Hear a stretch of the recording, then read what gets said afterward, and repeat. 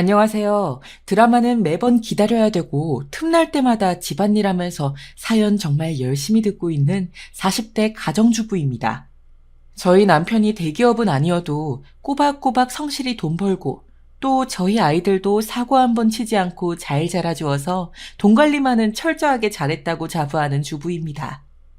그거에 안주하지 않고 부동산이랑 주식 투자 공부도 열심히 하고 안정적인 장기 투자만 고집해오고 있습니다.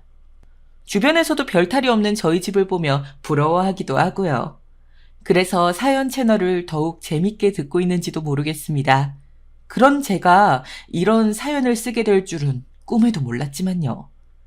저희 아주버님은 남편과 비교될 만큼 잘난 분입니다. 잘났다기보다는 소위 똑똑한 엘리트 집단이죠. 회계사거든요. 돈도 잘 벌지만 그만큼 바쁘다는 저는 어떤 직업을 가졌든 다 존중합니다. 그 역할에 충실하면 어떤 직업이든 다 존중받아야 된다고 생각하고요. 하지만 저는 많이 벌고 가족과의 시간이 적은 것보다는 적지만 성실하고 안정적으로 살아가는 것을 매우 추구하는 사람입니다. 그래서 아주버님이 똑똑하고 돈 잘 벌고 해도 부럽지는 않습니다. 아주버님은 잘난 값을 하는 양반이시거든요. 그리고 그 잘난 아주버님의 아내인 우리 형님은 대학 교수입니다. 물론 국공립대학이 아니라서 언제 교체되고 또 사라질지 모르는 비인기 학과의 교수이지만 그래도 교수라는 타이틀 때문에 아무래도 저희 시어머니는 당연하게도 편애를 하셨죠. 이런 식으로 친구분들이랑 통화를 하시니까요. 그것도 굳이 저희 집에 놀러 오셔서 말이죠. 아우, 우리 형우가 잘난 만큼 장가도 잘 갔지. 교수잖아, 교수. 요즘 교수가 쉬운 줄 아나. 갈수록 아이들 수도 줄고 교수 자리도 별로 없는데 이럴 때 교수를 하고 있는 것 자체가 대단한 거라니까. 예, 말도 마. 우리 큰 새아가 대학 교수라서 학생들한테 스승의 날 선물도 받고 그런다니까. 그래, 그래. 그런 거 옆에서 보는 재미가 쏠쏠하긴 해. 아, 교수 며느리 보기가 어디 쉬운 줄 아나? 어머님, 통화하시는데 TV 소리 좀 줄여놓을게요. 편하게 통화하세요. 아니시면 방에 들어가실래요? 제가 애들 먹을 간식 좀 준비해야 돼서. 거실은 조금 시끄러울 수도 있어서요. 아니, 너는 꼭 내가 통화할 때 음식을 하겠다고 설치니? 그래. 하여간 못 배웠으면 눈치라도 있어야지. 너는 애가, 아휴, 참, 됐다. 내가 방에 가서 통화하마. 너처럼 눈치 없는 며느리를 둔 내가 움직여야지. 에휴. 방에 들어갈 테니 그 굴전도 같이 붙여라. 내가 아주 싱싱한 걸로 사왔으니까. 거기 비닐봉지 보이지? 아, 네, 어머님. 굴을 또 사오셨어요? 아이들이 좋아하겠네요. 굴전도 맛있게 부쳐볼게요. 방에서 편하게 통화하고 계세요. 그래서 말이야. 우리 아들이 다 잘난 덕분이지. 우리 아들이 회계사잖아. 그나저나 순이 너는 며느리가 어디 다닌다 그랬더라? 아니, 우리 형우는 회계사고 똑똑해서 교수 며느리를 얻었는데 형석인 고만고만한 회사 다니는데 며느리가 글쎄 애들도 다 컸구만 아직도 집에서 살림만 한다. 아우 나 참 염치도 없는 거 아니니? 내 며느리씨만 정말 방에 들어가서 통화하시나 싶었는데 문도 안 닫고 통화하시는 바람에 친구분에게 제가 가정주부라서 마음에 안 든다는 흉도 다 들리더라고요. 저는 듣기 싫어서 여느 때처럼 사연 채널을 틀어놓고 사연에 집중하면서 음식을 시작했습니다. 첫째 딸 서연이도 그렇고 아들 준서도 굴을 참 좋아하거든요. 그래도 손자 손녀들 사랑만은 넘치시는구나. 내가 참자 하면서 열심히 굴전을 부치기 시작했습니다. 사연을 들으면서 만드니 금방 계란볶음밥과 함께 맛있게 굴전이 다 완성되었습니다. 음식도 하면 할수록 이렇게 실력이 느는 것 같아요. 속도도 붙는 것 같고 점점 더 어렵지 않게 음식을 할 수 있게 될까요? 저의 자부심이라면 자부심인 것 같습니다. 그리고 굴전이 맛있게 부쳐졌는지 한 입 먼저 먹어보려는 순간 아, 아니, 너 미쳤니? 감히 큰 새아가가 먹을 굴전을 먼저 먹어? 이런 무식한 년, 하여간 식탐은 많아서 기가 찬다, 기가 차. 죽고 싶어? 이게 얼마나 비싼 굴인데? 촤악! 어머님, 어떻게 저한테 그런 말씀을 하실 수가 있으세요? 게다가 제 얼굴에 생굴을 그렇게 집어던지시면 어떡해요? 제가 뭘 그렇게 잘못했다고요? 이거 우리 서연이랑 준서 주시려고 굴 사오신 거 아니었어요? 내가 언제 서연이랑 준서 준다고 했니? 착각도 유분수지. 하여간 어쩌면 그렇게 눈치가 없니? 당연히 교수인 큰 새아가한테 원기 회복 좀 하라고 줄 거였지. 서연이랑 준선 네가 사다가 해먹이면 될 것이지. 어쩌면 그렇게 홀랑 먹어버리니? 아우, 이게 얼마짜린데. 정말 이런 식이면 저도 더 이상 가만히 있진 않을 거예요. 제가 가정주부여서 어머님께 피해드린 거 있나요? 제가 우리 서연이랑 준서 못 키운 것도 아니고 도대체 뭐가 그렇게 불만이셔서 허구한 날 저희 집에 밥 먹듯이 오셔서 이렇게 형님이랑 아주버님 이야기를 하시는 거예요? 저한테 대체 듣고 싶은 말씀이 뭔데 그러시는 거예요, 네? 말씀 좀 속 시원하게 해봐 주세요, 네? 뭘 또 그렇게 정색을 하면서 달려드니? 너네 교수 형님 먹일 굴 좀 만드는 게 그렇게도 억울한 일이냐? 참나, 그렇게 속이 좁아가지고 서연이랑 준서가 널 보고 뭘 배우겠니? 너 때문에 기분 다 잡쳤다. 에이, 정말. 그 굴전 정성스럽게 다 붙여서 우리 집으로 가져와라, 알겠냐? 난 먼저 가 있을 테니. 정말 그렇게 서운하게 이야기하시면 저도 무슨 말을 할지 몰라요, 어머님. 어머님, 오늘 일 후회하시게 될 거예요. 네네. 제가 아주 정성스럽게 굴전 다 부쳐가지고 오늘 저녁에 어머님 댁으로 갈게요. 오늘 형님이 이 굴전을 가지러 오시겠네요. 그렇죠? 기대하세요, 어머님. 안 나갈게요. 어머님께서 비싸게 사오신 굴로 정성스럽게 굴전을 만들어야 해서요. 아유, 어쩌면 그렇게 한마디를 앉으려고 하니?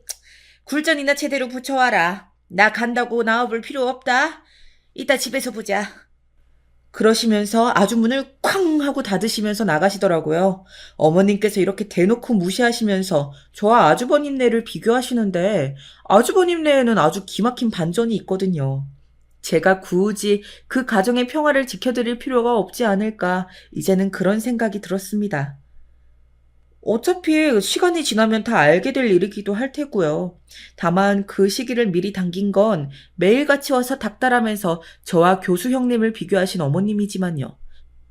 저는 다른 사연을 틀어서 열심히 들으면서 곧이어 시댁에서 펼쳐질 복수를 생각하면서 남은 생굴을 모두 굴전으로 붙였습니다. 그리고 아이들이 학교에서 돌아와서 볶음밥과 굴전 몇 개를 상에 차려주고 저는 시댁으로 출발했습니다. 출발 전에 갑자기 웬 굴전이냐면서 신나하는 서연이와 준서를 보며 할머니가 너희 먹으라고 사오신 거라고 말할 수 없는 제 상황이 뭔가 서글퍼지더라고요. 그래서 그냥 어디서 났어? 맛있게 먹어? 엄마 시댁에 다녀올게 하면서 길을 나섰습니다.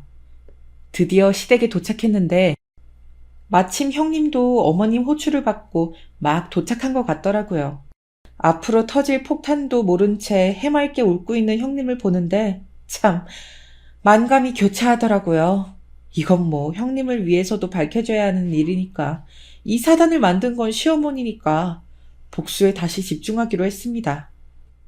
동서 왔어. 아우, 오랜만에 보네. 내가 요즘 강의 준비 때문에 정신이 하나도 없어서 잘 지냈지? 동서가 나 먹을 굴 전해왔다고 들었어. 고마워. 맛있게 잘 먹을게.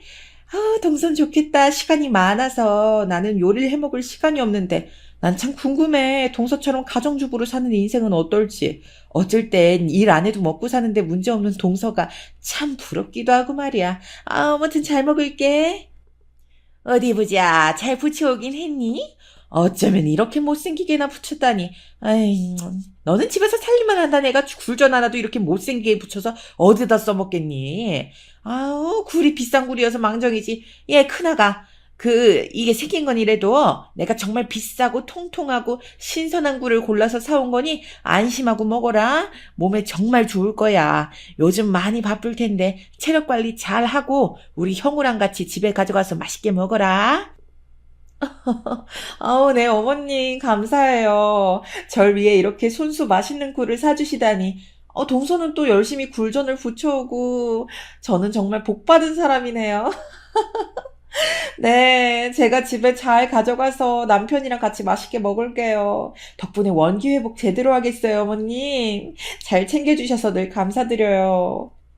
시어머니와 교수 형님이 눈앞에서 서로 그러고 있는 꼴을 보니 우리 준서랑 서연이한테 굴전을 많이 못 준 것도 생각나고 할머니가 사온 굴을 너희를 위해 사온 것이 아니라고 말할 수 없어서 대충 얼버무렸던 것이 생각나더라고요. 정말 화가 나고 열이 뻗쳐서 드디어 분위기를 반전시키고 시댁이 풍비박산날 소식을 말해버리고 말았습니다. 정말 제대로 작정하고 미친 듯이 웃으면서 말이죠. 형님! 지금 그렇게 굴전으로 아주버님 챙기실 때가 아니세요. 정말 모르시는 것 같아서 제가 안타까워서 말씀드려요. 그게 아주버님 지금 두 집 살림해요.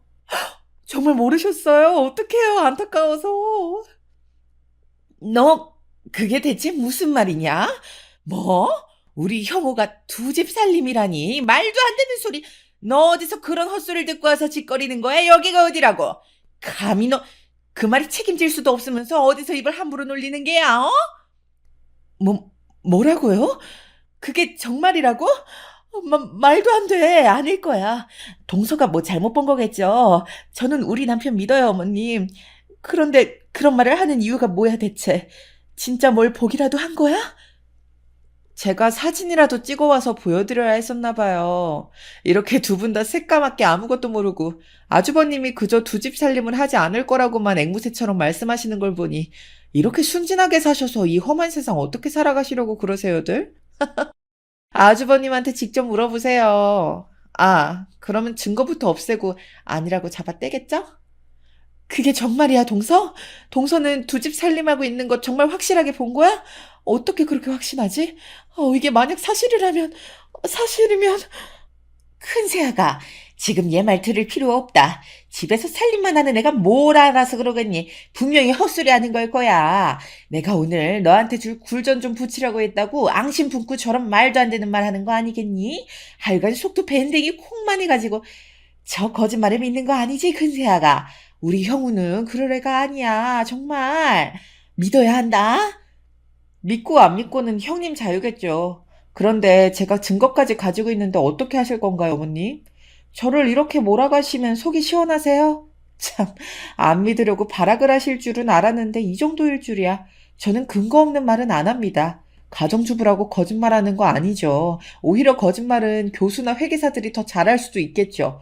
왜 하는 일을 가지고 그렇게 못살게 구시는진 모르겠지만 저는 한치의 부끄럼도 없이 세상을 살았습니다. 부끄러운 짓을 하는 아주버님의 추악한 실태를 밝히려는 것뿐이에요. 형님도 아실 건 아셔야 하잖아요. 안 그래요? 동서, 그러면 증거가 있다는 거네. 내가 봐도 될까? 나 솔직히 지금 너무 떨려서 말도 잘 안 나와. 어떻게 그 인간이 날 배신하고 두 집 살림을 할 수 있는지 상상만 해도 치가 떨리는데 내 눈으로 그래도 봐야 믿겠어. 충분히 이해해요. 여기요, 사진.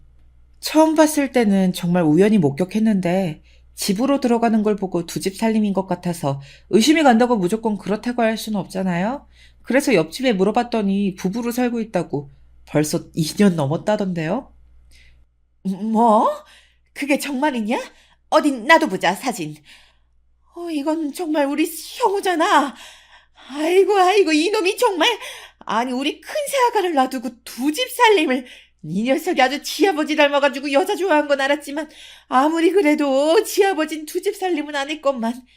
하, 확실하게 남편이 두 집 살림하는 게 맞는 거네요. 동석 고마워요. 어머님, 저 집에 가볼게요. 나오지 마세요. 진짜 이 인간이 정말, 어이가 없네. 그래요, 형님. 가서 아주버님이랑 하실 말씀 많으시겠죠. 저는 이혼 추천드립니다. 솔직히 아주버님 회계사라고 두 집 살림하는 게 용납되어야 하는 일은 아니잖아요. 저는 충분히 존중합니다. 형님이 그 어떤 선택을 하시든. 더 빨리 말씀 안 드린 게 죄송할 정도네요. 고마워요. 따로 동서한테 연락할게요. 그 사진 좀 나한테 보내줘요, 동서. 가서 남편이랑 바로 얘기하면서 단판 지어야겠어요. 내가 진짜 가만두나 봐라. 차키가 어딨더라? 아니지, 큰 새아가. 이렇게 가면 어떡하니? 굴전은 이건 가져가. 아니다. 이 일은 어쩌면 좋담. 아니, 너는 이렇게 이혼을 하라고 말할 수가 있니? 너는 우리 형우랑 큰 새아가가 정말 이혼이라도 했으면 좋겠다는 거냐? 어떻게 그럴 수가 있어? 내가 굴전 좀 붙이라고 했다고 이런 걸 그렇게 말해버리면. 그러면 제가 이야기하지 말아야 될 이유가 뭐가 있을까요? 저는 어머님께 분명 말씀드렸잖아요. 이렇게 하시면 후회하실 거라고요. 저 오늘 준서랑 서연이한테 볶음밥에 굴전 조금 이렇게 상 차려서 주면서 정말 서운했어요. 제가 바보 같기도 하고. 굴은 우리 준서랑 서연이가 참 좋아하는 음식이에요. 굴 좋다고 신나서 먹는 아이들한테 이 굴은 너희 할머니가 너희 먹으라고 사오신 거라고 할 수도 없고 어쩔 줄 몰라서 대충 둘러댔네요, 어머님. 그렇게 편애하셔서 잘났다고 칭송하신 아주버님은 지독한 불륜을 2년 넘게 그것도 두 집 살림까지 차렸는데 이제 어쩌실 건가요? 너 하나 때문에 우리 집안이 풍비박산이 난 거니까 네가 해결해라. 솔직히 큰 새아가가 갔으니 하는 말이지만 남자가 뭐 바깥일 하다 보면 다른 사람하고 눈 맞을 수도 있는 거지. 모르기만 했으면 되는 건데 하필 너한테 들켜가지고 지금 형우랑 형석이도 이 상황 알고 있는 거냐? 말해봐라. 얼른! 어머님께선 참 이기적이고 뻔뻔하시네요. 아버님께서 바람피신 것 때문에 소갈이 많이 하시고 사셨다고 그렇게 하소연하시면서 자기 아들은 그래도 된다는 건가요? 아주버님이 아버님을 닮은 건 어머님 때문일 수도 있겠네요. 그래도 제 남편은 아버님이랑 아주버님이랑 달라서 정말 다행이고요. 하, 지금 아주버님도 그렇고 제 남편도 몰라요. 제가 아주버님 두 집 살림하는 걸 알고 있다는 것도. 지금 이렇게 시댁에 와서 폭로한 것도요. 아이고, 이 일을 어쩌니? 그러면 우리 형우가 지금 무방비 상태에서 당하게 생긴 거 아니냐? 일단 형우한테 전화라도 해줘야겠다. 가만히 있어보자. 아유, 내 폰이 어디 있더라? 내 폰 못 봤니? 빨리 좀 찾아봐라. 어머님, 이건 반칙이죠. 어머님 폰 제가 딱 형님이 집에 도착하시면 그때 드릴게요. 아주버님이 이 일을 알고 있는 건 너무 형님한테 불리하잖아요. 사실 형님이 얄밉긴 했어도 대놓고 차별하시는 어머님만큼 나쁜 것도 아니죠. 그리고 같은 여자로서 형님은 피해자이잖아요. 아주버님이 두 집 살림이라니 상상이나 했겠냐고요. 너는 대체 누구 편이니, 정말? 우리 집안을 아주 풍비박산 내고 지금 그런 태도가 말이 되는 거냐? 아이고. 이래서 사람을 잘 들였어야 하는 건데. 집에서 애들이나 잘 키우고 살림이나 똑바로 할 것이지. 어딜 기어나와서 우리 형우 발목을 잡아? 도움이 안 돼도 이렇게 안 될 수가 있니? 아주 작정을 했구나, 작정을 했어. 고양가. 끝까지 어머님은 아주버님이 잘못한 게 없다고 하시네요. 제가 밖에 나가서 아주버님 두 집 살림하시는 걸 우연히 목격한 게 지금 잘못이라고 하시는 건가요? 정말 어떻게 이런 생각을 하실 수가 있는 건지 진작 말씀드릴 걸 정말 너무 후회가 되네요. 이런 콩가루 집안 뭐가 잘났다고 괜히 지켜주려고 입 다물었는지. 아무튼 어머님, 저는 형님이 집에 도착한 뒤에 돌려드릴 거니까 괜히 힘 빼지 마세요. 저는 시어머니가 괜히 아주버님한테 통화를 해서 변명거리를 생각하거나 하게 놔둘 생각이 없었기에 시어머니 폰을 가지고 화장실에 들어가 형님이 도착했을 시간쯤까지 버텼습니다. 버티고 나와보니 시어머니가 정말 죽일 듯이 노려보시더라고요. 하지만 제가 잘못한 게 있나요? 바람나서 가족들 몰래 두 집 살림을 한 아주버님이 잘못이죠. 저는 시어머니에게 아주버님과 남편을 다르게 낳아주셔서 감사하단 말을 남기고 시댁에서 얼른 빠져나왔습니다. 그리고 퇴근한 남편에게 있었던 일에 대해서 전부 털어놓았죠. 남편은 정말 깜짝 놀라면서 아주버님이 그렇게 두 집 살림까지 하고 있을 줄은 몰랐다면서 놀랄 만한 반전을 이야기하는 겁니다. 저도 거기서는 정말 예상도 못했던 일이라 너무 놀라 뒤로 넘어갈 뻔했습니다. 여보, 나 오늘 정말 큰일 하고 왔어. 시댁에 다녀왔거든? 그런데 아주버님 일이라 아마 시댁이 지금 풍비박산이 났을 거야. 어머님한테 아직 연락받은 거 없어? 모르는 눈치네. 내가 다 설명해 줄게. 원래 여보한테 먼저 말했어야 했는데 뭐 좋은 일도 아니고 그랬는데. 결국 못 참고 터뜨려 버렸어. 무슨 일이길래 우리 여보가 이러실까, 어?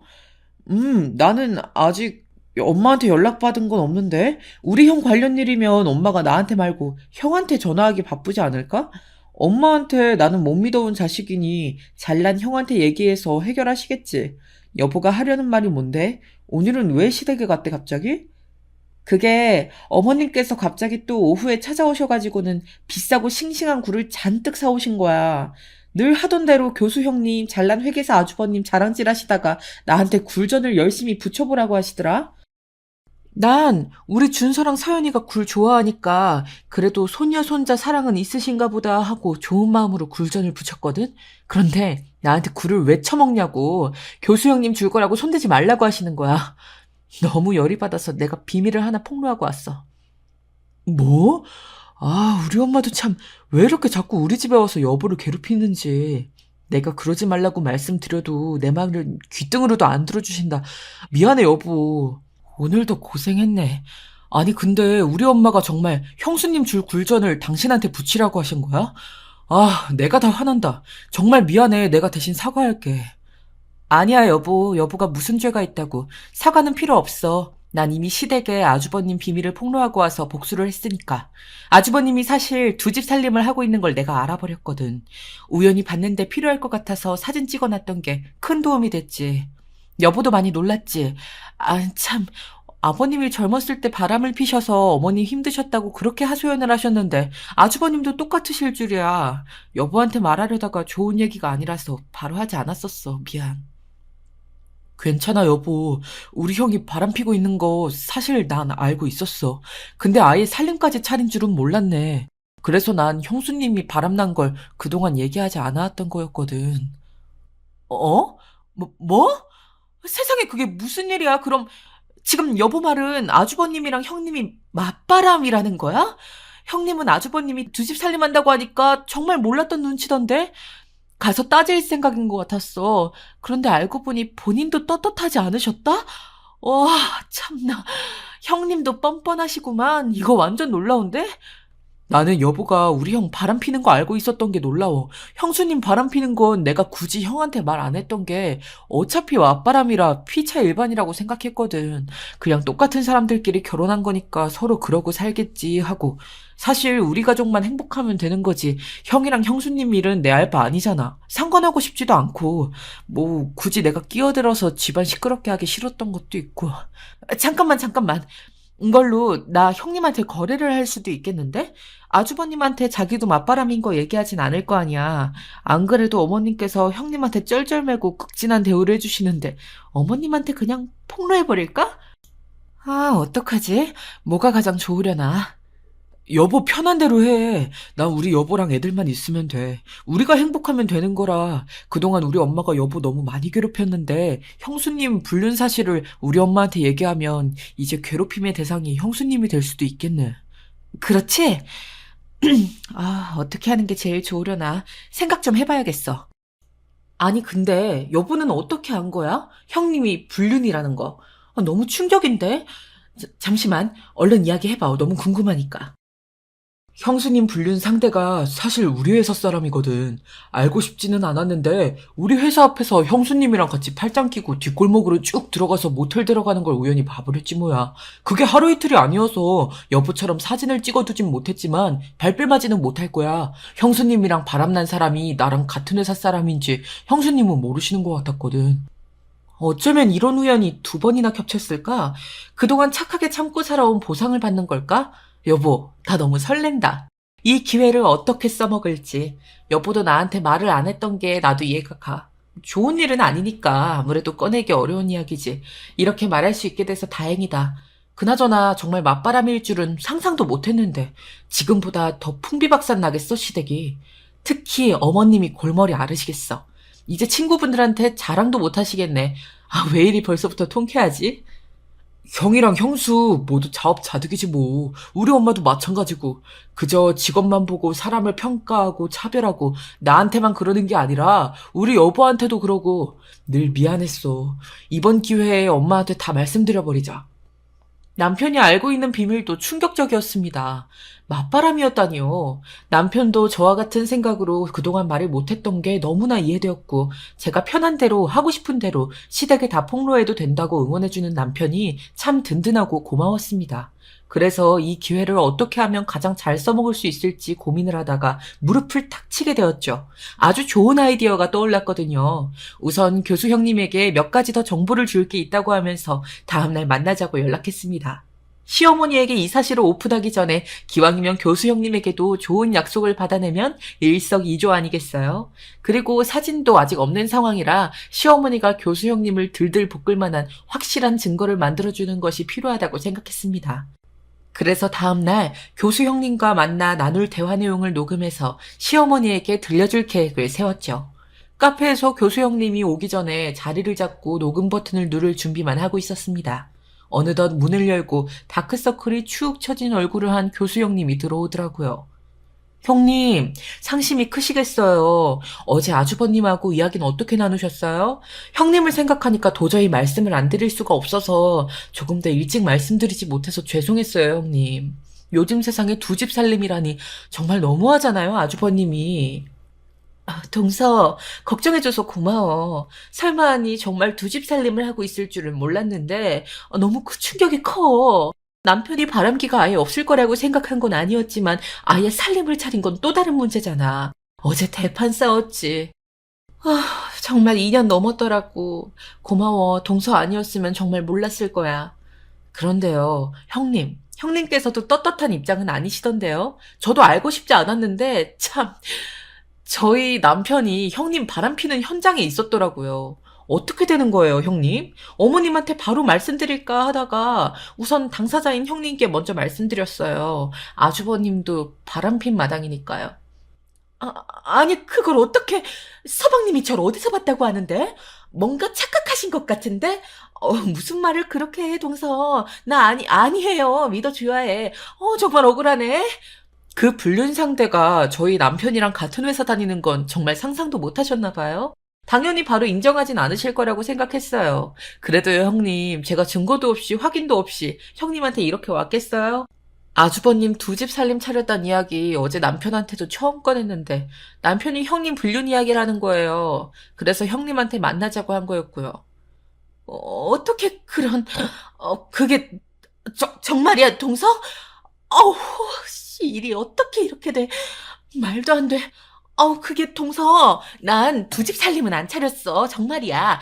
그 사람이랑은 그렇게 깊은 사이는 아니고. 비밀로 해주면 안 될까?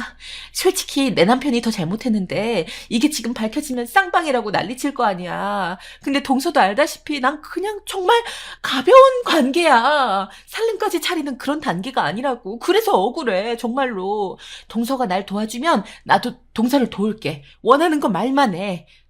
네, 그래도 이걸 나중에 어머님께서 알게 되시면 왜 말 안 했냐고 괜히 제가 중간에서 나쁜 년 될 게 뻔한데. 그건 어떻게 해요. 교수 형님한테 바라는 거야. 뭘 말씀드리면 될까요? 저희 가족은 지금 이대로도 행복해서 딱히 도와달라고 할 만한 게, 글쎄요. 에이, 동서, 그러지 말고 잘 생각해봐. 보석 좋아하나? 아니면 백? 그래, 돈으로 줄게, 돈. 돈으로 맛있는 것도 먹고 좋은 옷도 사 입고 하는 거야. 내 분류만 덮어주면 동서가 원하는 그 이상으로 내가 줄 수 있어. 어때? 500 줄게, 500. 500만 원이면 적지 않잖아. 동서가 아르바이트를 2달 넘게 해도 벌기 힘든 돈인 건 잘 알지? 나 동서만 믿을게. 지금 입금하면 될까? 아이, 참, 형님도 돈으로 다 이렇게.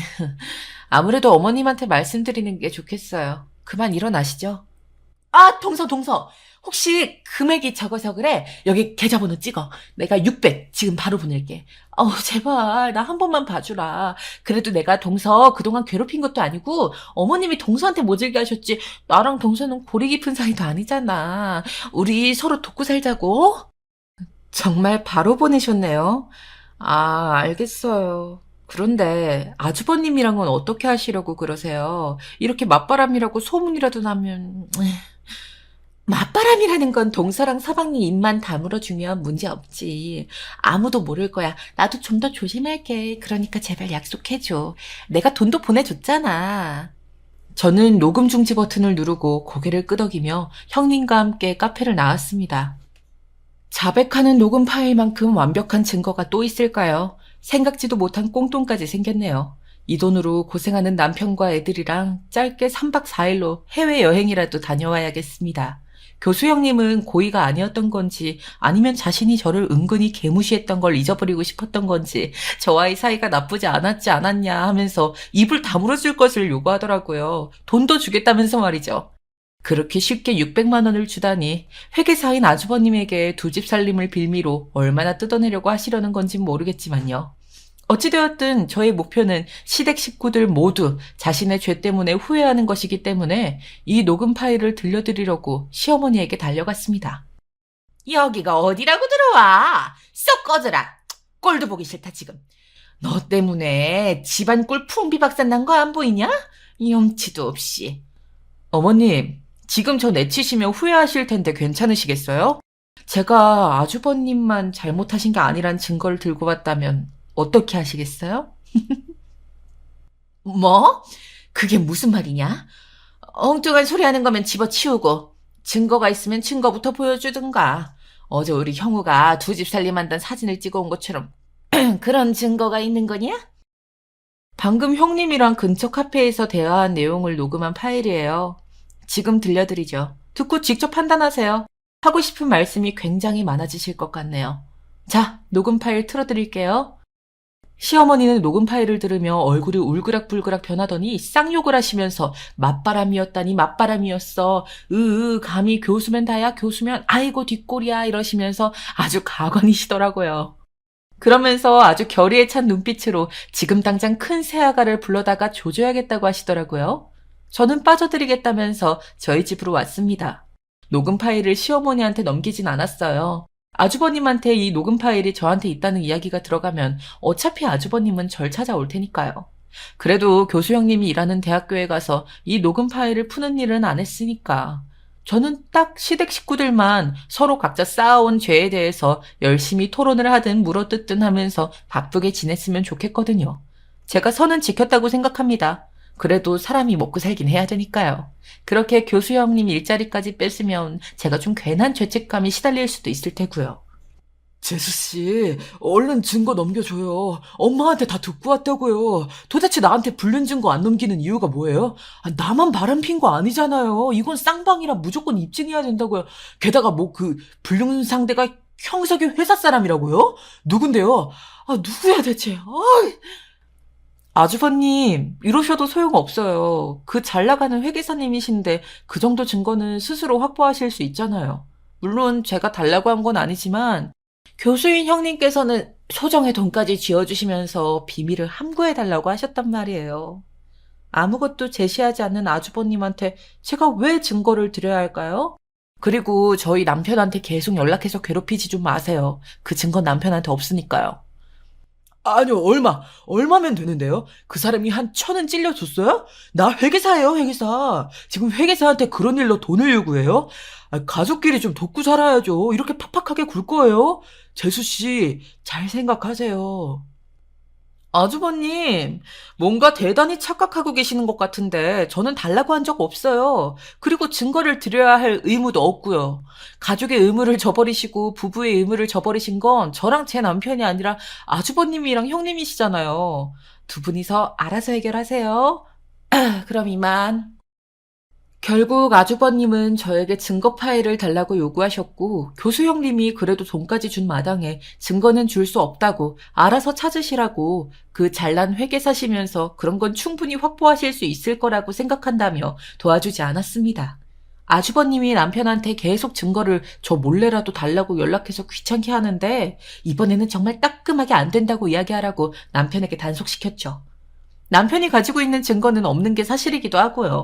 그래서 아주버님과 형님은 서로 이혼 소송에서 유리하기 위해서 법적인 증거를 열심히 수집하려고 난리를 치고 있는 판국이고 시어머니께서는 알아놓으셨더라고요. 그렇게 자랑하고 다니던 회계사 아드님의 잘난 교수 타이틀 며느리를 더 이상 자랑할 수 없으니까요. 즐겨나가던 모임도 안 나가고 그냥 회비만 내신다고 하더라고요. 저희 집에 자꾸 오셔서 하소연을 하려고 하시길래 비밀번호를 바꿔버렸습니다. 지금 아주버님 구해준 게 바로 저인데 자꾸 와서 이래라 저래라 괴롭히시면 아주버님한테 불리하게 할 거라고 시어머니한테도 엄포를 놓았습니다. 상황이 이렇게 되니 저를 그렇게 괴롭혔던 시어머니도 비밀번호를 바꿔도 못 오시게 해도 아무 말씀 못 하시더라고요. 저의 이야기를 듣고 어떤 생각이 드시나요? 여러분이 저라도 이렇게 하지 않으셨을까요? 세상에 완벽한 비밀은 없으니 저처럼 참지만 말고 말하시는 걸 추천드리고 싶습니다. 불륜의 세계, 저는 잘 알지 못하지만 이렇게 가까운 시댁 식구인 아주버님과 형님이 불륜을 하고 있다는 게 참, 처음에는 놀라웠지만 결국 흔하게 일어나는 일이란 생각이 들더라고요. 그리고 배우자를 속이는 일, 그런 비밀은 나쁜 일이기에 끝까지 비밀에 붙여지는 것이 안 좋은 거라고 생각하고요. 그래서 알게 되면 저는 이야기해야 한다고 말씀드리고 싶어요. 물론 모르는 게 약이라는 분들도 분명히 계실 겁니다. 하지만 쌍방이잖아요.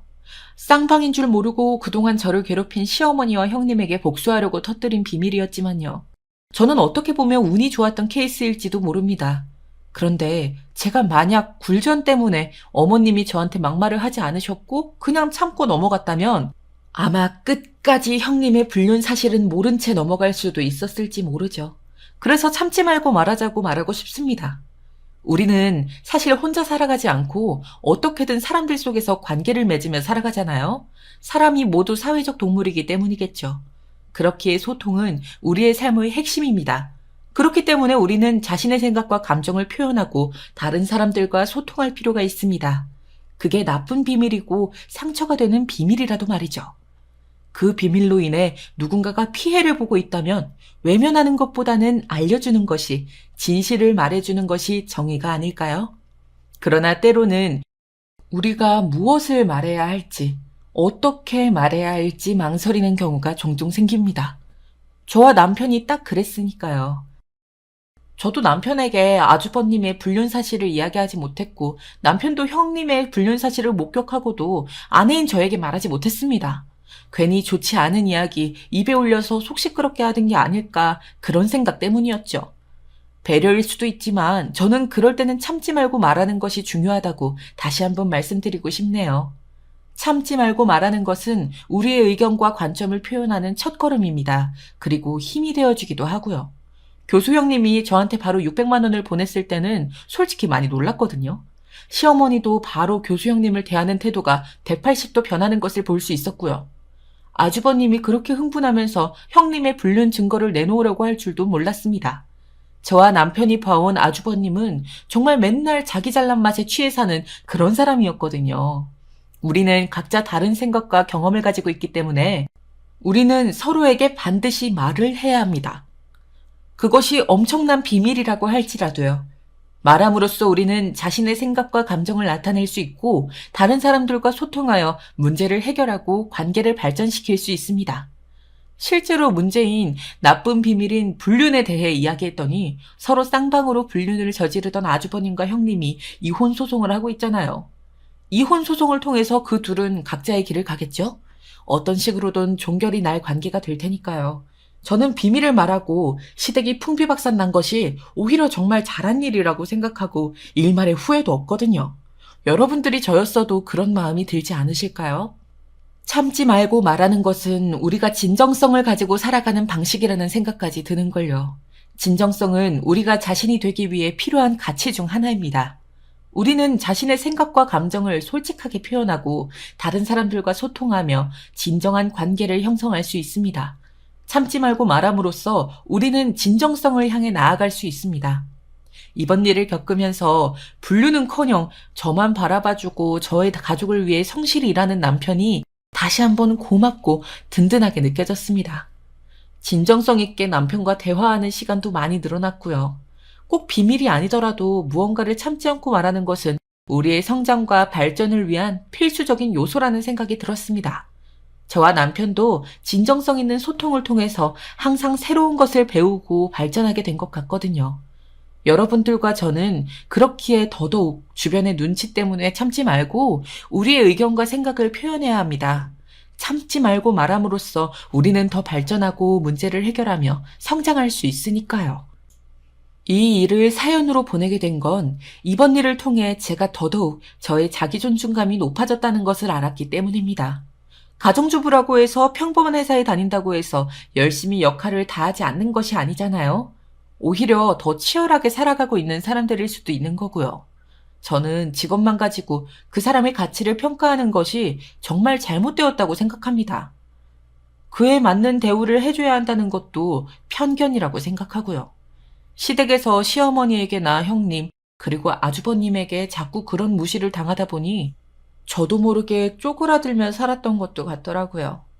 저를 인정해주고 제가 당당하고 저를 소중히 여기면 그런 말들을 흔들리지 않을 수 있다는 걸 알고 있음에도요. 이래서 주변 환경이 정말 중요하다는 것도 또 한 번 느끼게 되는 계기가 되었습니다. 그래서 그런 말들을 하는 시어머니를 우리 준서랑 서연이한테서 조금 멀리 떨어뜨려 놓는 게 필요할 것 같다고 생각했고요. 명절이나 제사 때에만 만나도 충분하지 않나. 그동안 가정주부란 이유로 여기저기 불려가고 자꾸 시어머니가 찾아오셔서 하소연하시는 걸 참고 묵묵히 살았던 게 이제는 그러지 않아도 된다고 확신을 가지게 되더라고요. 여러분들께서는 어떻게 생각하시나요? 저처럼 여러분들께서도 여러분들을 먼저 스스로 인정해주고 주변에서 여러분들을 깎아내리거나 비교하는 이야기로 괴롭힌다면 저의 사연을 기억해 주셨으면 좋겠습니다. 그런 사람들은 불륜이나 다른 것들로 구린 데가 있을 수 있는 거거든요. 뭐 꼭 100% 그렇다고 할 순 없지만요. 저도 몰랐잖아요. 설마 아주버님이 아니라 형님까지 맞바람을 피고 있을 줄은 끼리끼리 만나는 경우가 아니었나 생각합니다. 여러분들께서는 자신의 의견과 생각을 소중히 여기고 존중받을 권리가 있습니다. 그러니 비밀을 알게 되신다면 주저하지 말고 참지 마시고 당당하게 말합시다. 말하지 않아도 어차피 세상에 완벽한 비밀은 없으니까요. 분명히 밝혀질 겁니다. 칼자루를 쥐고 있으면 그걸 숨기지 마세요. 숨긴다고 알아주는 사람 아무도 없더라고요. 말함으로써 우리는 소통하고 진정성을 향해 나아가며 성장하고 자신을 인정받을 수 있으니까요. 여러분, 그러니 두려워하지 말고 여러분들의 의견과 생각을 그리고 알고 있는 비밀들을 솔직하게 오픈하세요. 긴 사연 들어주셔서 너무 감사드리고요. 여러분들 하시는 일 모두 잘 되시기를 진심으로 바라겠습니다. 안녕하세요. 전 30대의 나이에 회사를 다니고 있는 여성입니다. 여기 사연 올리시는 걸 보니 저와 비슷한 이야기를 가지신 분들이 많아 이렇게 저도 써보게 되었는데요. 부디 여러분들의 딸이라 생각하시고 들어주시면 감사하겠습니다. 저는 30 초반에 남편을 만나게 되었는데요. 불과 6년 전이었어요. 지금 생각하면 참 오랜 시간이 지난 것 같은데 6년밖에 안 되었다니 그 사실이 지금도 소름이 끼치네요. 3년 전 남편을 지인의 소개로 만났습니다. 제가 책 동호회를 통해 알게 된 지인이었는데 주변에 너무 괜찮은 사람이 있다며 한번 만나보라고 하더라고요. 그래서 호기심 반 설렘 반으로 나간 자리에서 남편을 만나게 된 것이죠. 남편은 준수한 인상에 큰 키, 한마디로 호감형의 남자였어요. 외모적으로 제가 꿈꾸던 이상형과 닮아 있어 내심 얼마나 설레었는지 모릅니다. 안녕하세요. 친구한테 이야기 들었는데 땡땡 회사 다니신다고요? 거기 제가 가던 카페 바로 옆에 있는 건물이라 이름이 낯설지 않았네요. 아, 그러셨어요? 그나저나 생각보다 미인이 나오셔서 좀 당황스러웠네요. 사진보다 실물이 훨씬 이쁘신 것 같아요. 그날 남편과의 대화는 물 흐르듯 잘 흘러갔고 저희 다음 만남을 기약하게 됐어요. 만나면서 남편은 가끔 집안 이야기를 꺼내었는데 부모님부터 자기의 형, 누나까지 모두 교수라고 하더라고요. 남편은 거기에 큰 자부심을 느끼는 것 같았어요. 저 역시 명문대를 나와 나름대로 좋은 회사에 다니고 있긴 했지만 남편의 집안 식구 전체가 모두 교수라는 점은 대단하게 느껴지긴 하더라고요. 남편 역시 대학원에서 석사까지의 학위를 가지고 있었는데 그 점을 자랑스럽게 생각했고요. 다만 가끔은 어느 화제가 올라올 때마다 내가 그런 건 또 전문이지 우리 집이 다 똑똑하잖아 라는 식으로 덧붙이는 면이 있어 그 부분이 조금 거슬리긴 했네요. 남편과 1년 정도 연애를 하다 결혼을 결심하고 만나본 시부모님에게선 역시 우아하시고 공부를 많이 하신 듯한 학자 느낌이 많이 풍기셨어요. 제가 흔히 대학교 때 존경하던 교수님들을 떠오르게 하는 인상이었죠.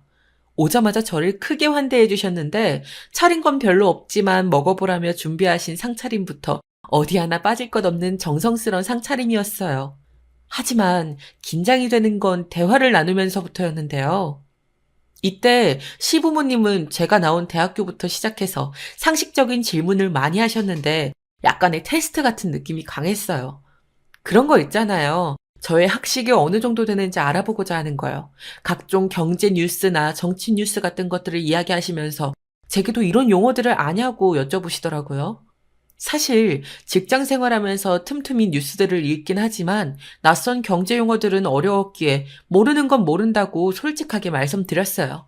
그랬더니 약간 실망한 기색을 보이시면서 웃어 보이시더라고요. 어쩐지 대화가 끝나고 나선 저도 약간은 찜찜한 기분이었답니다. 모를 수도 있죠. 아, 그런데 우리 연희 양이 그 대학교를 나온다 해서 이 정도는 아는 줄 알았지. 이런 용어들은 상식적인 거니까 알아두면 좋아요. 자기 개발에도 좋고, 여자도 이젠 공부를 해야 하는 시대거든. 아, 네요. 그럼요, 어머님. 제가 경제 관련 부분은 잘 알지 못했네요. 저도 재테크에 관심이 많으니 앞으로는 열심히 공부해야겠어요.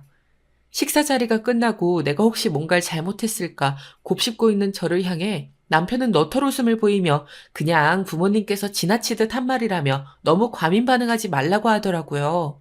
그래서 저 역시 그러려니 하고 넘기게 되었답니다.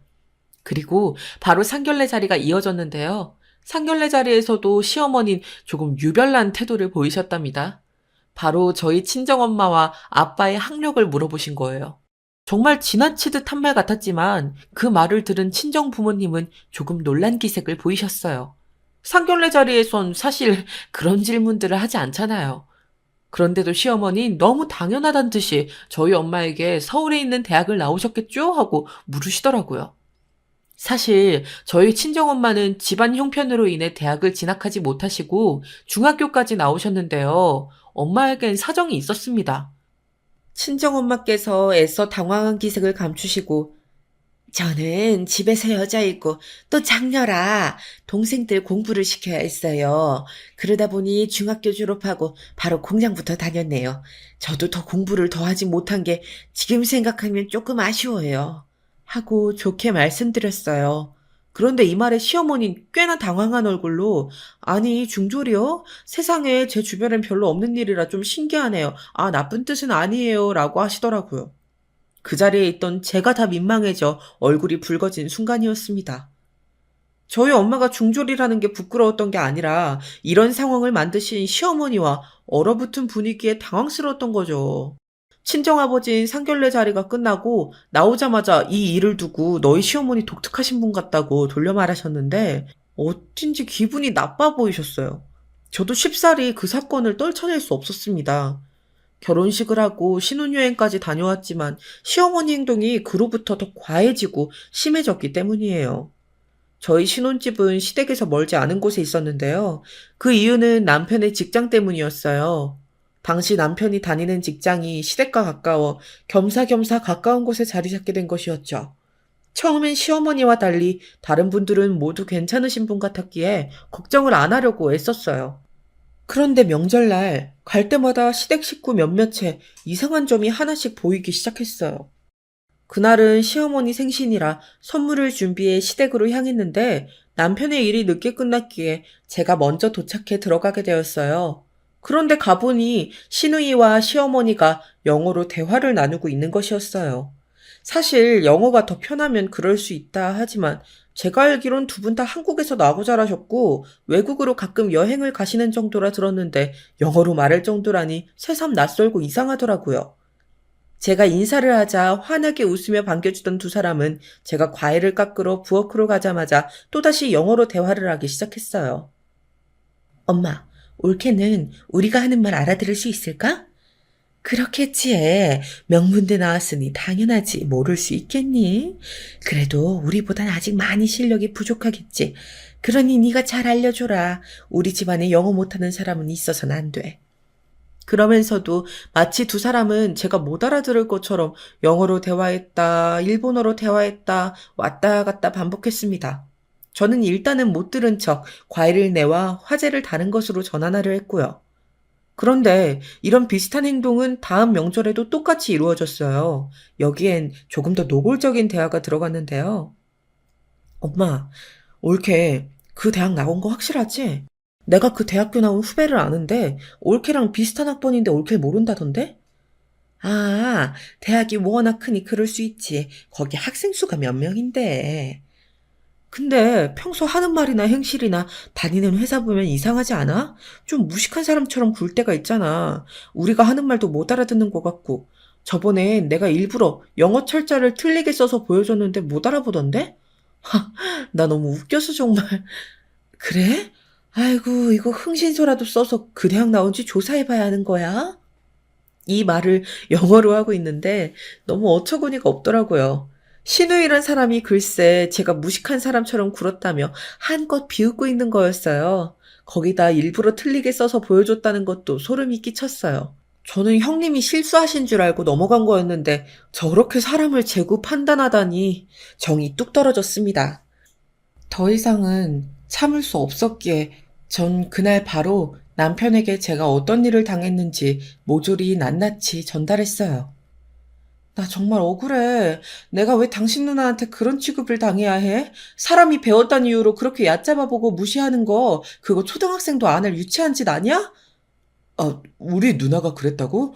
그랬다면 내가 사과할게. 미안해. 누나한테 다시는 그러지 말라고 할게. 왜 그랬지?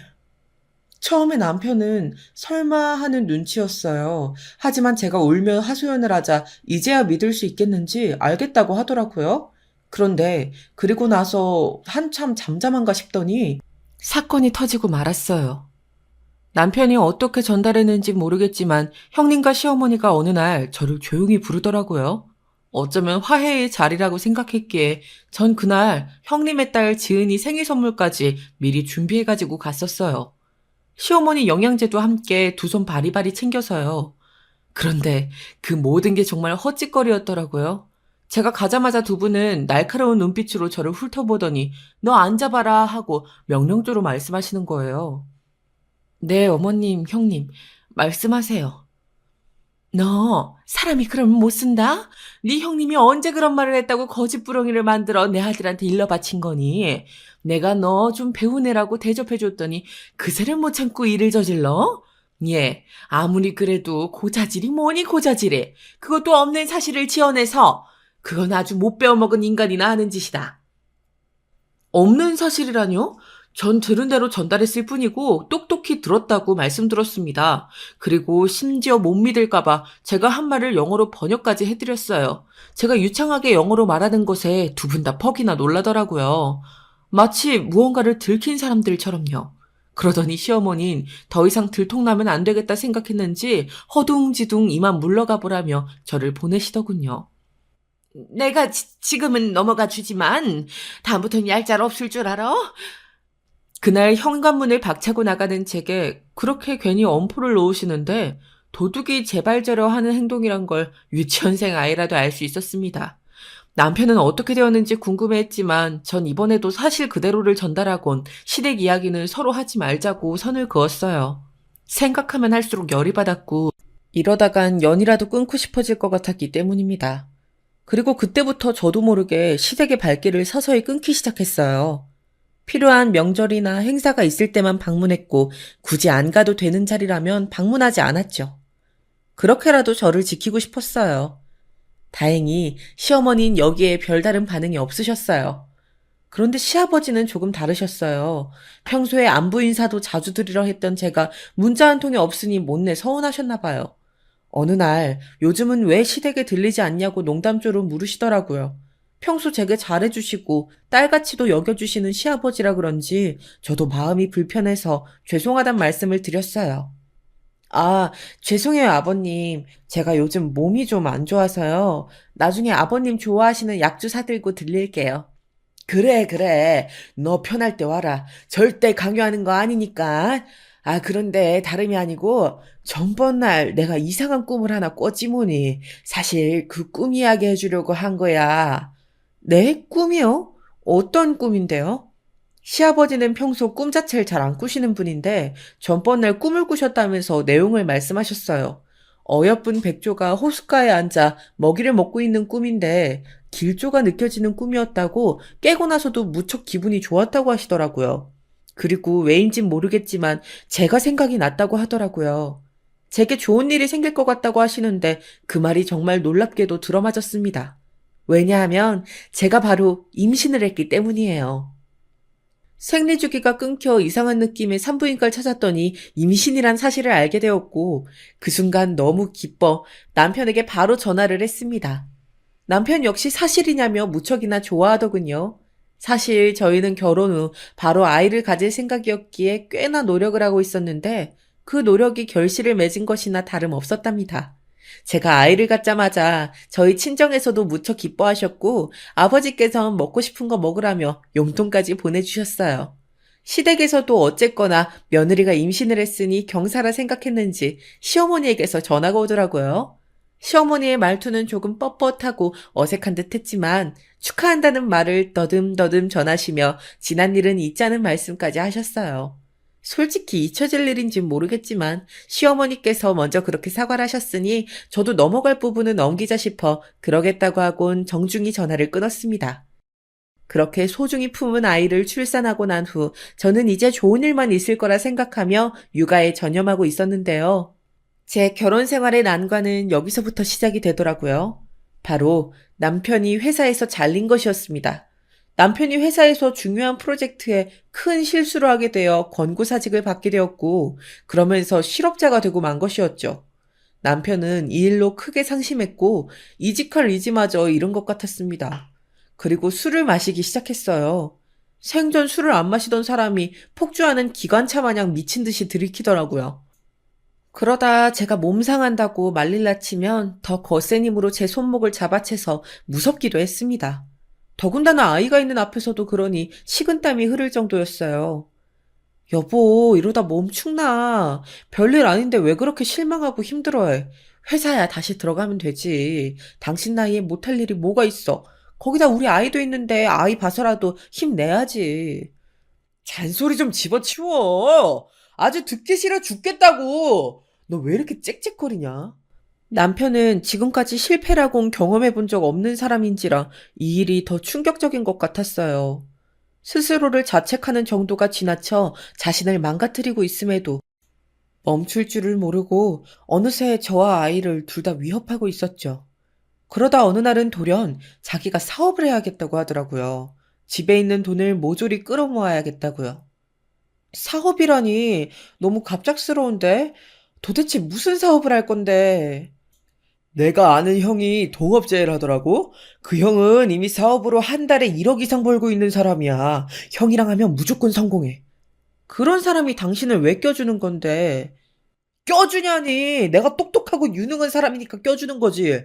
넌 말을 왜 그따위로 하냐?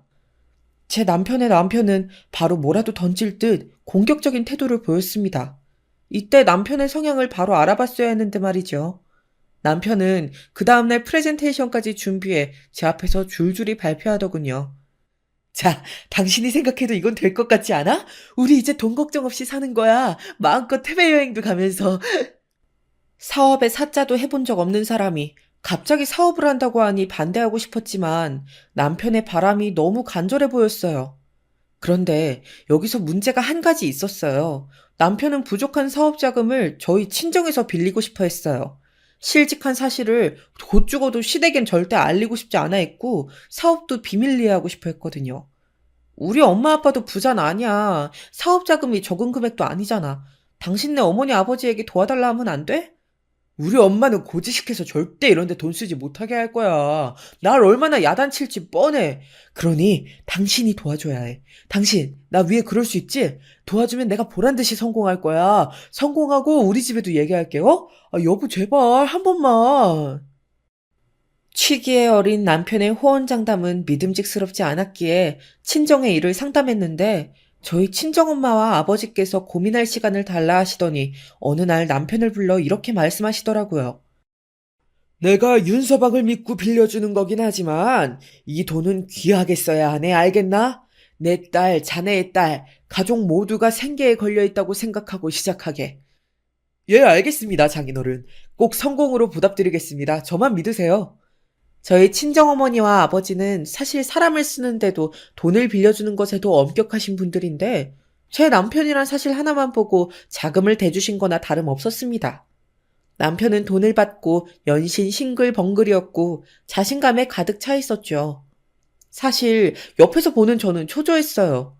제 판단이 맞을지 아닐지는 남편의 사업이 어떤 흐름을 타는지에 따라 달려 있었어요. 하지만 일단 마음을 비우고 육아에 전념하기로 했습니다. 정말 다행스러운 건 그 이후 사업 자금을 받고 남편의 사업이 잘 풀리면서 술 마시는 빈도도 줄어들고 얼굴에 점점 웃음기를 되찾았던 거예요. 집으로 돌아와 아이와 놀아주는 시간도 늘어나고 저와 보내는 시간도 늘어났고요. 그리고 이 사실을 시댁에서도 알게 되었는데 시어머니는 오로지 공부 잘해 먹고 살 수 있는 직업만을 최고로 생각하시는 분이셨기에 별로 좋지 않게 생각하더라고요. 거기다 이런 말씀까지 하시는데 정말 속에서 열이 올라왔습니다.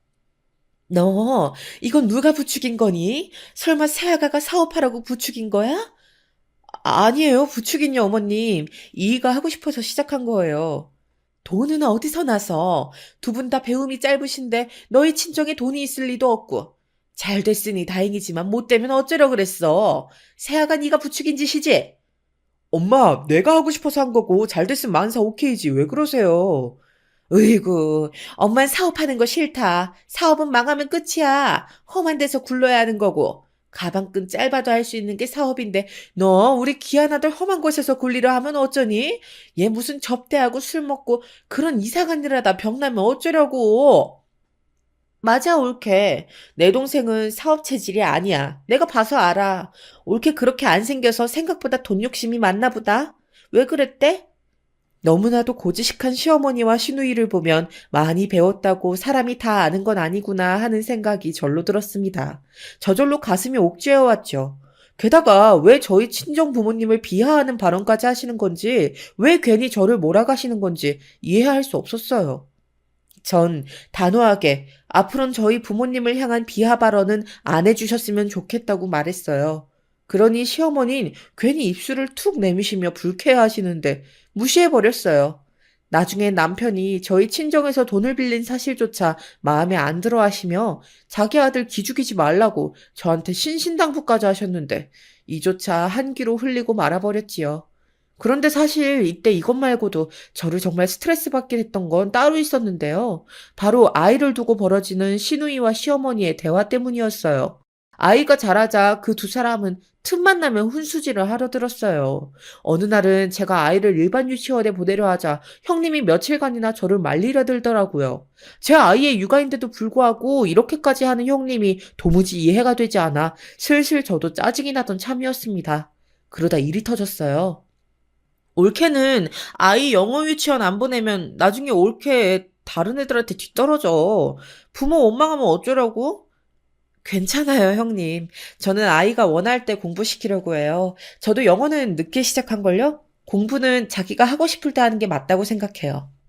토달지 말아라. 그건 네 형님 말이 맞다. 너 유전자라는 것도 무시 못한다. 사돈께서 대학을 못 가셨는데 우리 손주가 혹시라도 사돈 쪽을 닮았으면 어떡하니? 그런 가능성도 생각해야지. 뭐라고요? 어머님, 지금 저희 엄마 욕 보이신 거세요? 아니, 그냥 그게 아니고. 그런 뜻이 아니라. 내가 뭔 말을 한 거지? 순간 머리를 세게 망치로 맞은 듯 하더군요. 그제서야 시어머니가 말을 허겁지겁 주워 담으시려 잘못 말이 나온 거라고 변명하셨지만 제 귀엔 들리지 않았습니다. 어떻게 저희 엄마를 저렇게 말하실 수 있는지 듣고도 믿기지가 않았어요. 시누이도 분위기가 얼어붙자 농담조로 말한 거라고 둘러댔지만 그건 농담으로 할 수 있는 이야기가 아니었어요. 아가, 미안하다. 네 시애미가 제정신이 아닌가 보다. 당신 나 좀 봐. 그때 시아버지가 거칠게 시어머니를 방으로 데리고 들어가시더니 나눈 이야기가 거실까지 들려왔는데 가관이었어요. 아니, 맞잖아요. 쟤네 엄마 아빠 다 중졸이라던데 난 솔직히 걱정스러워서 그런 거죠. 그리고 며느리 제 명문대 간 것도 무슨 농어촌 전형이래나? 그런 걸로 갔다던데 그거 공부 못하는 애들도 가는 거란 말이에요. 우리 집에서 못해도 의사, 교수, 판검사 정도 태어나야지 그 이하가 되면 어떡하냐고요. 당신은 설득을 해야지. 당신! 그 경박스러운 입 안 닫아? 그러니 맨날 사람들한테 욕 얻어먹고 다니는 거 아니야. 한 번만 더 며느리 앞에서 그딴 이야기 해봐. 여기서 처절하게 깨달은 사실 하나는 어머닌 저희 집안, 그러니까 저희 부모님과 저까지 모두 싸잡아서 멍청하고 무식한 사람 취급을 하고 있었다는 겁니다.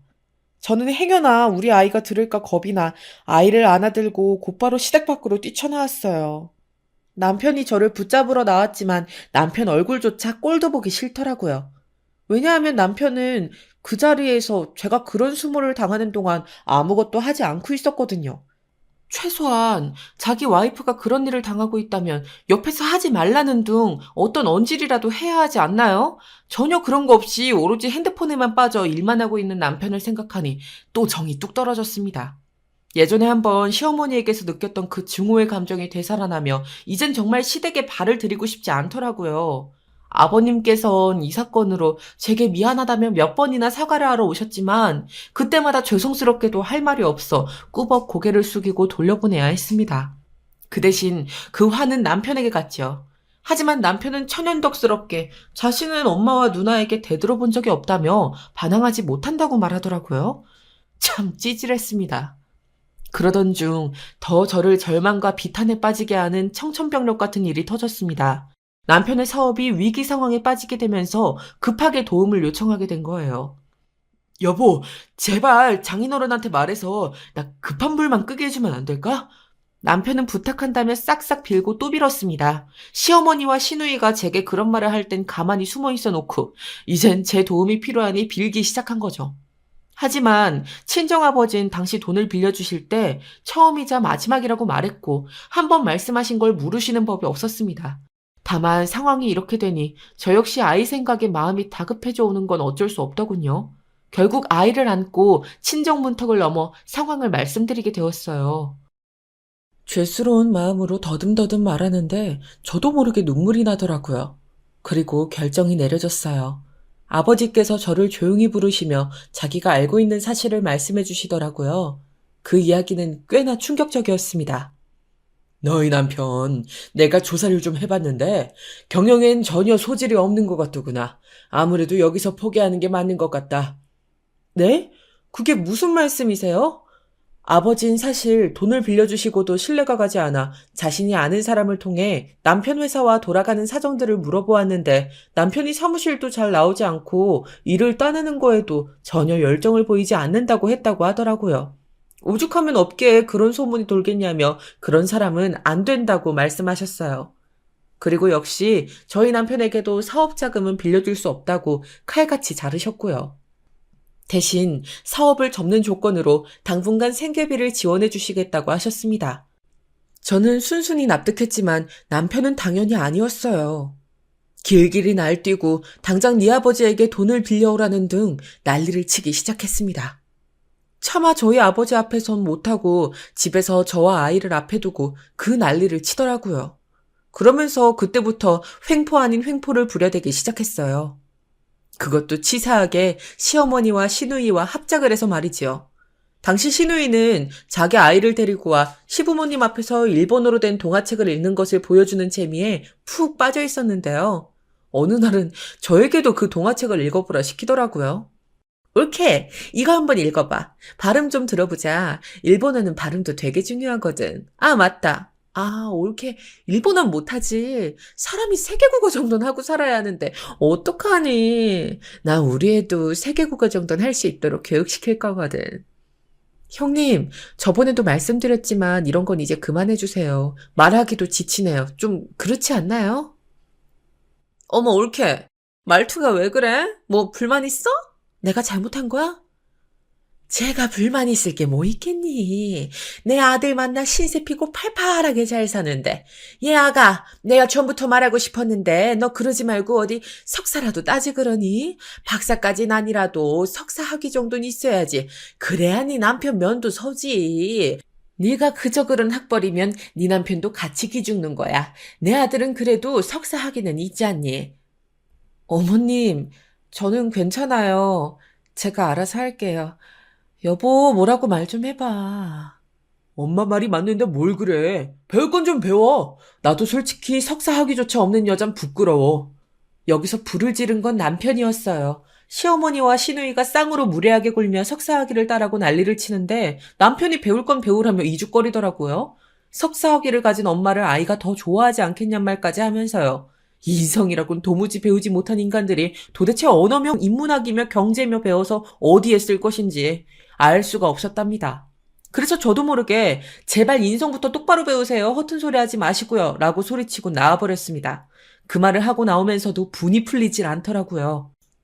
그때부터 시댁으로부터 오는 전화통에 불이 나기 시작하더라고요.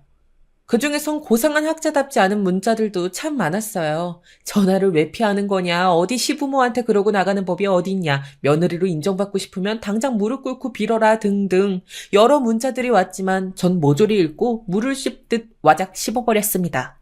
속이 다 시원하더라고요. 이렇게 깔끔히 무시해버리면 될 것을 왜 그간 스트레스를 껴안고 살았는지 후회가 되었죠. 남편 역시 집에서 시위 아닌 시위를 하는데 저는 밥도 차리지 않았고 공간도 따로 분리해 아이와 함께 잠을 잤습니다. 저희 아버지한테 사업자금을 지원받지 못한 것에 꽁에 저렇게 구는 게 눈에 빤했거든요. 하지만 저의 적극적이고 공격적인 행동이 가해지자 시어머니로부터 바로 반격이 들어왔어요. 그날은 저희 딸 생일이었어요. 왜 하필 이날이었을까요?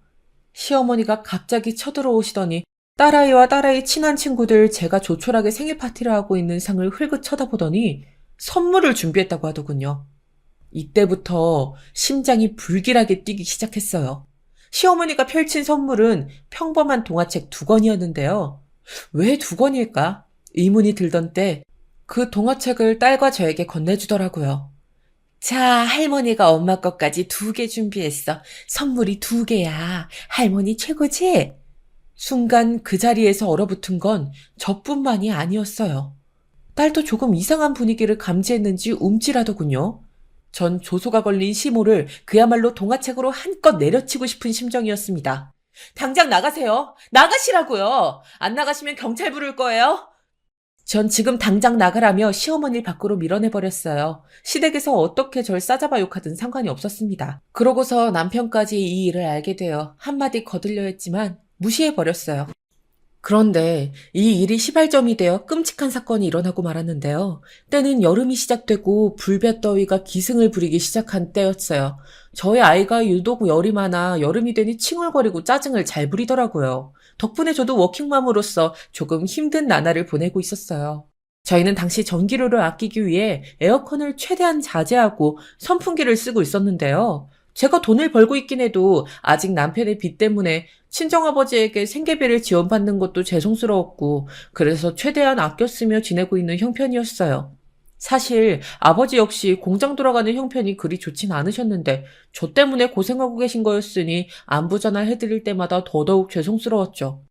아빠, 저 때문에 너무 죄송해요. 결혼하고 효도해야 할 자식이 못난 일만 벌이네요. 무슨 그런 말을 하고 그래. 위축되지 말아라. 돈은 걱정하지 말고. 아직은 아버지가 힘이 있어. 아버지는 언제나 그런 말씀을 하시며 오히려 저에게 위안을 주셨습니다. 그런데 어느 날 낮, 제 인생 최악의 일이 일어났습니다. 회사를 하루 연차 내고 쉬고 있는데 폭염으로 아이가 너무 힘들어하더라고요. 옆에서 아이 공부를 봐주고 있었는데 저조차 집중이 잘 되지 않을 정도로 무더웠어요. 이건 안 될 것 같다 싶어 거실에 에어컨을 잠깐 틀었지요. 그때 어디선가 갑자기 쿠션 하나가 날아와 제 머리를 강타했습니다. 뒤통수가 얼얼한 느낌에 뒤를 돌아보니 남편이었어요. 야, 미쳤냐? 너 전기료가 얼만데 이 날씨에 에어컨을 틀어? 지금 뭐 한 거야? 뭐 한 거긴 보고도 몰라? 옆에 있던 아이는 갑작스런 이 광경에 놀라 울음을 터뜨렸고 남편은 꿋꿋이 자기 할 말을 이어나가더군요. 지금 전기료 인상으로 나도 선풍기 틀고 지내는 형편에 감히 에어컨을 트냐면서요. 저는 일단 아이를 진정시키기 위해 다급히 안방으로 끌고 들어와 문을 잠그었습니다. 그리고 일단은 아이가 잠들 때까지 기다리려 했어요. 그런데 남편이 발로 문을 쿵쿵 차대면서 나오라고 고래고래 소리를 지르더군요. 문을 열어 마주한 남편의 얼굴에 불그스름한 빛을 보니 대낮부터 술을 마신 게 분명했어요. 대낮에 친구들과 술이나 퍼마시고 다니면서 펑펑 돈을 쓰면서 저한텐 에어컨 한 번 틀었다고 쿠션을 날리다니 저도 화가 나 아이가 듣고 있는 것도 모르고 그때부터는 이성을 놓아버렸습니다. 당신 지금 아이 앞에서 날 때린 거야? 이거 정말 하면 안 되는 짓인 거 몰라? 너야말로 미쳤지. 이 날씨에 무슨 에어컨이야? 돈이 썩어 남아 도냐? 어? 너 네 아빠 믿고 까부는 거지? 네 아빠가 우리 생활비 좀 대준다고 까부는 거 아니야. 그러니까 우리 엄마한테도 못되게 굴지. 뭐? 내가 에어컨 킨 이유는 우리 아이가 당신 딸이 더워서야. 그래서 킨 걸 가지고 나한테 이런 물리적인 행위를 해? 당신이 그러고도 남편이고 애 아빠야? 넌 이성 쓰레기야. 네 엄마나 너나 다 똑같아. 하지만 남편은 제 말에 더 폭발한 건지 갑자기 제 머리채를 쥐어잡았고 그대로 전 정신을 스르르 놓아버리고 말았습니다. 잠시간 의식을 잃는다는 게 어떤 느낌인지 몰랐는데 이제야 알겠더군요. 눈을 떠보니 흘러내린 옷가지를 추스리지 못한 채 전 거실 위에 누워 있었고 군데군데 상처가 나 있었어요. 심지어 갈비뼈에 이상이 생긴 건지 옆구리 쪽이 너무 아프더라고요. 순간 너무 분해 눈물이 하염없이 터져나왔어요. 몸이 공포를 기억하는지 그 순간에도 남편이 있을까 두려워 두리번거렸는데 남편은 어디로 나간 건지 없었지요. 그리고 뒤이어 아이 생각이 나더라고요. 서둘러 절뚝거리는 걸음으로 방으로 향했는데 아이 역시 자기가 쓰는 조그마한 책상 아래 숨어 숨죽여 울고 있더라고요. 아이도 얼마나 무서웠겠어요. 엄마가 아빠한테 힘없이 맞고 있는데. 그런 모습을 지켜봐야 했으니 그 고통도 상상할 수 없었습니다. 전 도저히 이런 짓을 한 남편을 용납할 수 없었습니다. 그래서 잠시 아이를 옆집 아줌마에게 부탁하곤 그 상태 그대로 시댁으로 달려갔어요. 시댁에 도착하자마자 초인종을 누르니 마침 시누이가 놀러왔는지 자기 아이와 하하호호 놀며 웃고 있더라고요. 시어머니는 옆에서 열심히 박수 쳐주며 장단을 맞춰주고 있었고요. 제 얼굴에 놀란 건 시아버지뿐이었어요. 얼굴이 왜 이러냐는 시아버지의 말에 전 도끼 품은 얼굴로 말했습니다. 어머님, 아버님, 형님, 남편이 이렇게 했어요. 남편이랑 작자가 그것도 아이 앞에서 제게 이런 짓을 했다고요. 믿겨지세요? 전 아직도 믿기지가 않고 온몸이 벌벌 떨리네요. 저 이거 가만히 있지 않을 거예요. 아드님 고소하고 벌 받게 할 거예요. 그래서 이 죗값 다 치르게 할 겁니다. 어머, 무서워 죽겠네. 너도 참 무슨 그런 이상한 말을 하고 있니? 더위 먹었어? 걔가 널 왜 때렸겠니? 네가 뭐 비위 거스르는 말이라도 했겠지. 뭐라고요? 어머님, 그 사람이 절 때린 건 이 더위에 제가 에어컨을 켰다고 그 이유 하나만으로 무지막지 주먹을 휘두른 거라고요. 정신도 없는 저한테요. 이거 엄연한 범죄예요. 범죄 같은 소리 한다 얘. 맞을 짓을 하면 맞아야지. 짐승도 그런데 사람도 당연한 거 아니니? 너처럼 못 배운 집안에서 자란 애들은 모르겠지만 원래 사람도 때려야 말을 잘 듣는 거야. 정말 미치셨군요.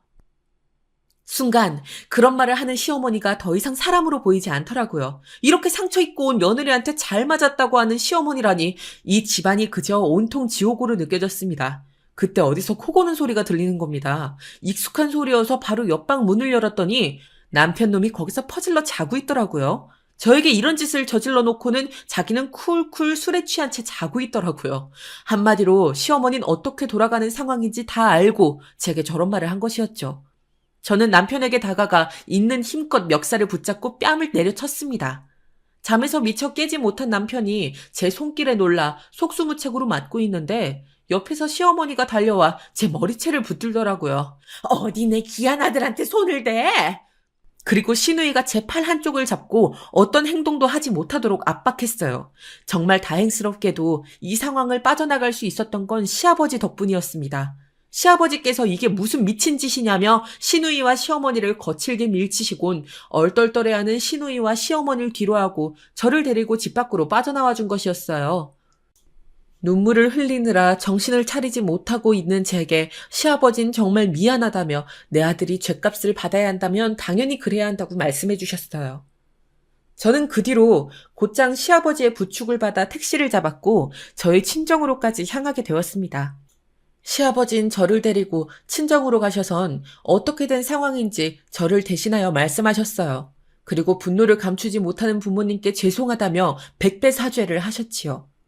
역시나 저희 부모님은 이 일을 절대 넘길 수 없다며 당장 법적 조치를 취하겠다고 하셨습니다. 특히나 저희 아버지께선 분노를 참지 못하셨어요. 경찰서에 소환된 남편을 찾아가 단단히 혼주를 내주려 하셨지요. 하지만 전 그런 아버지를 말리었고 제가 직접 이 복수를 하고 싶다고 말했습니다. 남편이 죗값을 받는 것도 당연하지만 저는 그 외적으로 시댁에 복수하고 싶었기 때문이에요. 그것도 아주 처절한 복수를 말입니다. 저는 이혼 서류를 들고 시댁으로 찾아갔어요. 더 이상 두려울 것도 없었습니다. 그리고 지금껏 숨겨왔던 정체를 밝혔지요. 제가 조사한 사실까지 말입니다. 시어머닌 절 보자마자 내 아들에 대한 조치를 취하하라며 네가 그러고도 계속 결혼 생활을 유지할 수 있을 것 같냐고 위협하더라고요. 어머님, 저는 오늘 여기 결혼 생활을 유지하러 온 게 아니고요. 댁 아드님이랑 끝내려고 온 거예요.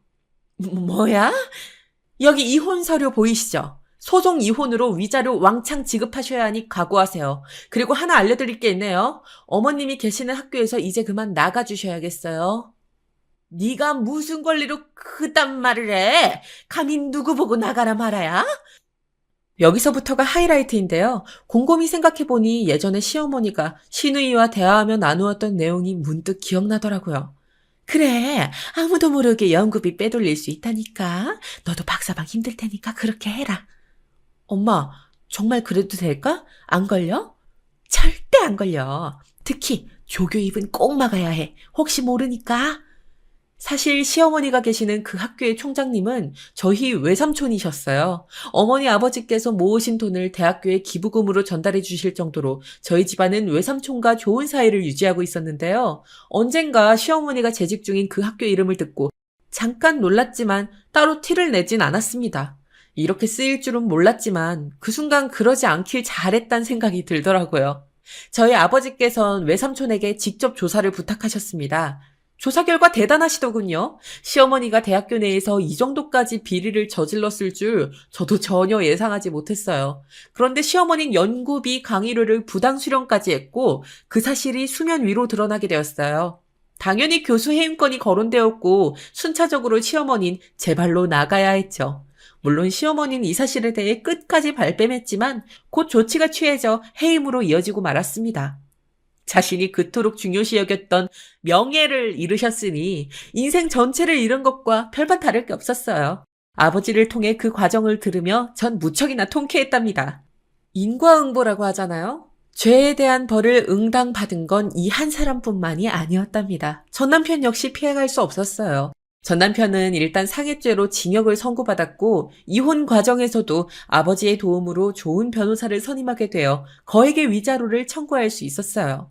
덕분에 전 남편은 제게 돈을 내어주어야 하는 형편이 되었지요. 빈털터리 신세를 면하지도 못한 데다 돈까지 빚을 내줘야 하니 그 심정이 어떻겠어요? 전 남편이 저에게 했던 행위들을 생각하면 하루에도 10대 번씩 속에서 천불이 났지만 그 이후 펼쳐진 상황들은 제게 상처를 위안하듯 꽤 괜찮은 치유제로 작용했답니다. 그러다 오랜 시간이 지나고 전 남편과 시모, 시누이 이 세 사람을 한꺼번에 만난 적이 있었는데요. 그 인연도 기가 막혀요. 저희 엄마가 평소 봉사에 관심이 많으셔서 무료 급식 봉사에 참여하곤 하시는데요. 저도 엄마의 권유로 따라갔다 그 세 사람을 마주한 겁니다. 어떻게 이 세 사람이 무료 급식까지 받아야 하는 신세가 된 걸까요? 어이없는 얼굴로 시어머니를 보고 있으니 시어머니가 냅다 제 옷깃을 붙잡으며 저에게 극 존칭을 쓰더라고요. 내가 아주 큰 죄를 지었어요. 제발 우리 아들과 다시 좀 만나줘요. 예?